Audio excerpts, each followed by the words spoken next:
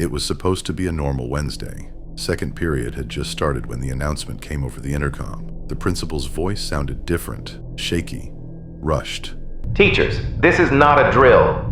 Initiate lockdown procedures immediately.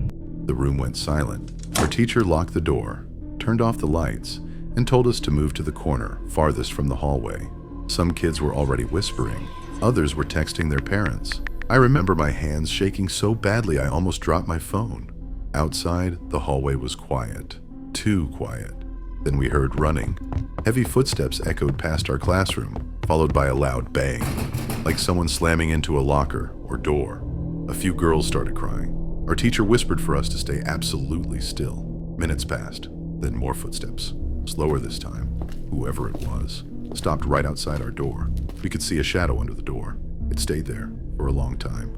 No knocking, no talking, just standing. Suddenly, the door handle jiggled. Our teacher covered her mouth to stop herself from making a sound. The handle stopped moving, and the shadow walked away. About 10 minutes later, police sirens filled the air. We heard officers shouting commands somewhere in the building. Eventually, an officer knocked and escorted us outside. Everyone thought it was over. Later that day, we were told the lockdown was caused by a suspicious individual reported near the school. No weapon was found. No arrests were made. But here's the part that still messes with me. Security footage showed a man entering the school through a side door. He walked through multiple hallways, and then, on camera, he simply vanished. No exit, no disguise, no explanation. The footage cut to static right outside our classroom. To this day, I don't know who stood outside that door, or what would have happened if he'd gotten in. It happened during third period, right in the middle of a history test. The bell never rang. Instead, the classroom phone rang. Our teacher answered it, listened for a few seconds, and her face completely changed. She didn't explain anything. She just walked to the door, locked it, and pulled the blinds down. Then she whispered, "Everyone move away from the windows." That's when we knew something was wrong. No alarm went off. No announcement was made. The school was too quiet. We sat on the floor against the wall, trying not to make noise. A few minutes later, we heard running. Not students, but adults. Heavy footsteps, radios crackling. Then out of nowhere, the intercom clicked on. But it wasn't the principal. It was a shaky voice we didn't recognize. "If you can hear this," the voice said, breathing heavily, "stay where you are." The message cut off. Our teacher's phone buzzed. She read the message and slowly put it face down on the desk. I saw the reflection on her glasses. Suspect believed to still be inside the building. My heart dropped. A loud bang echoed from the other side of the school. Not a gunshot, more like a door being slammed with force. Then another, closer. Someone in our class started silently crying.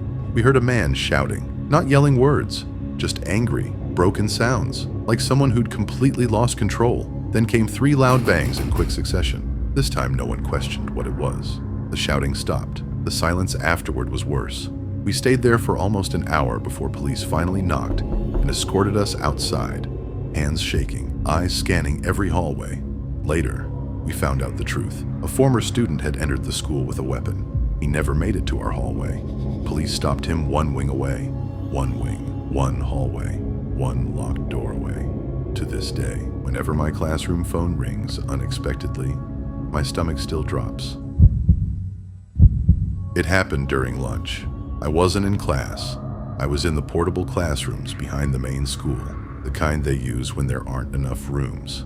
We were halfway through eating when we noticed something was off. No bell rang, no announcements, but teachers started pulling students inside quickly, locking doors and shutting windows without explaining why.